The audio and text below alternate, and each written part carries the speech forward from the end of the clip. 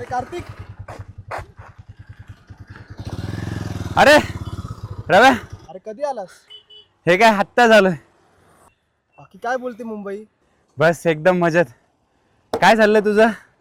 माझं एकदम भारी. मस्त शेती सांभाळायची बस. भारीच आहे तुझं. चल येतो. चालेल, मी वावरात जाऊन येतो मग. हो चालेल. चल मग भेटू थोड्या वेळाने आपल्या जागेवर. चल.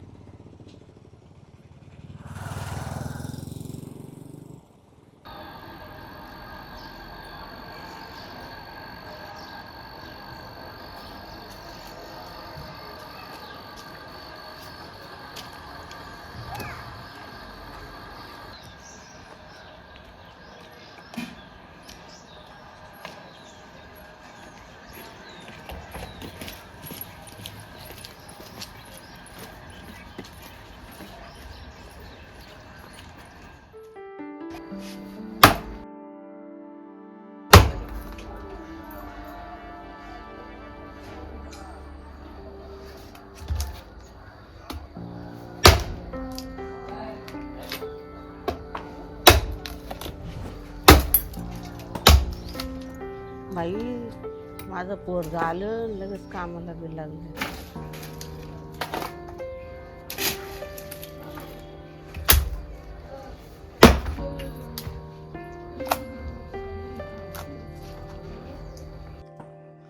अरे भाऊ, तो खाल्लं का नाही काही? हो आई, खाल्लंय ना.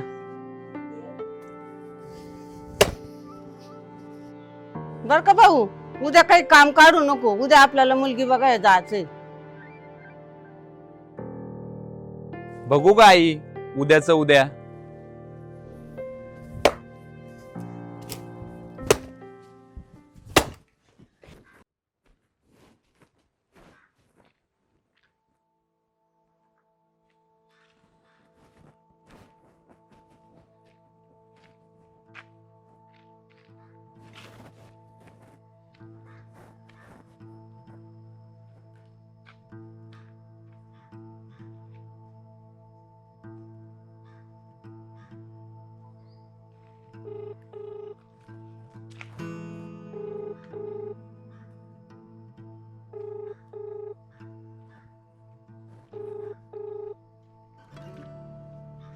हॅलो. हॅलो. हॅलो रव्या, कुठे आहेस रे? हॅलो. अरे येतोय, गाडी चालू केली, तुझ्याकडेच येतोय, आलो बघ. हा ये लवकर, मी इथंच थांबलो आपल्या जागेवर. हो. हा ये लवकर.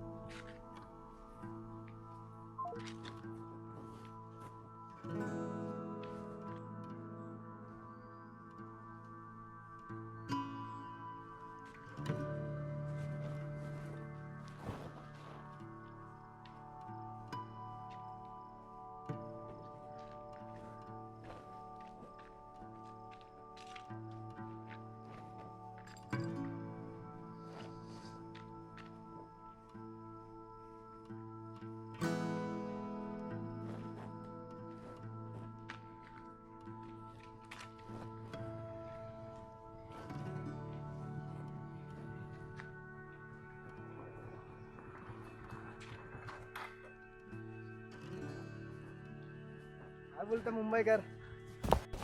काय काम काढलं गावाला? अरे कसला मुंबईकर, गावाकडचंच आहे मी. घरचे लग्नाचं खूप मागे लागले रे. आणि आई बोलते उद्या कुठं मुलगी बघायला जायचंय. अरे वा, या वर्षी तुझा बार वाजणारच. बघूया काय होतंय. पण माझ्या मनात ना खूप प्रश्न आहेत रे. काय? कसले प्रश्न? हेच, आजकाल जगामध्ये काय चाललंय तुला चांगलं माहिती आहे. म्हणून मला वाटतंय एकदा त्या मुलीला बघण्या अगोदर भेटावं, आपल्या मनातलं सर्व काही तिला सांगून टाकावं. तुला काय वाटतं याबद्दल? हो, बरोबरच आहे. होकार नकार, त्यामुळे मुलींना त्यांच्या घरच्यांना त्रासच ना. त्यापेक्षा तुम्ही भेटाल, मनातले प्रश्न सुटतील, मनमोकळेपणाने बोलता येईल. पण ती तुला भेटायला येईल? एकदा ट्राय करायला काय हरकत आहे? हे बघ, माझ्या मोबाईलमध्ये तिचा बायोडाटा आहे आणि त्यामध्ये नंबर पण आहे तिचा. एकदा फोन करून बघतो. बघ.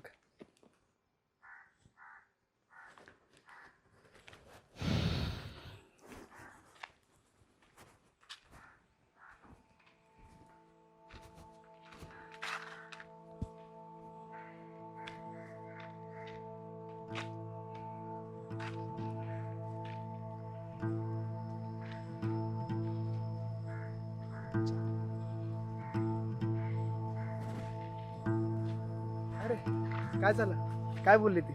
अरे हो बोलली, आज संध्याकाळी येते बोलली. वा, आता बोल मन मोकळेपणाने मस्त. आता आपण निघूया. चल निघूया.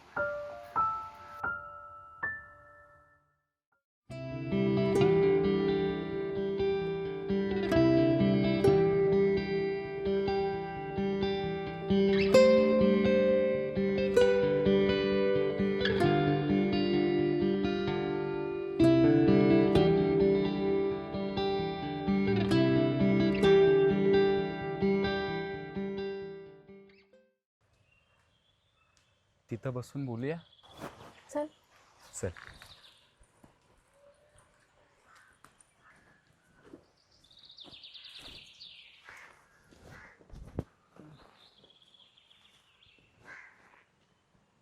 बरं सांग, काय असं अचानक भेटावंसं वाटलं तुला? हे बघ, आपण जर व्यक्त झालो आणि थोडंसं ट्रान्सफर राहिलो तर बऱ्याच गोष्टी तुलाही सोप्या जातील आणि मलाही. म्हणूनच वाटलं एकदा बघण्या अगोदर एकमेकांविषयी भेटून जाणून घेऊ. पण उद्याही आपल्याला बोलता आलंच असतं ना? हो ग, पण उद्या इतका वेळही नसता भेटला आणि इतकं मन मोकळे पण बोलता नसतं आलं. तेही बरोबर बोलतोयस तू. बरं बोल, तुला काय बोलायचं? हे बघ ऊर्जा, आज जे मी तुला सांगेल ना ते सर्व सत्यच सांगेल. माझं शिक्षण ह्याच गावात झालं आणि आम्हाला शेतजमीन पण नाही. अगदी लहानपणापासून आईवडिलांनी कष्ट करून आमच्या सर्व गरजा पूर्ण केल्या आणि ते बघत बघत आम्ही इतके लहानचे मोठे झालो. परिस्थिती इतकं गरिबीची होती ना की मला भाजीपाला विकायला जायला लागायचं. मग काय, भाजीपाला विकायचो, त्याबरोबर अभ्यासही करायचो.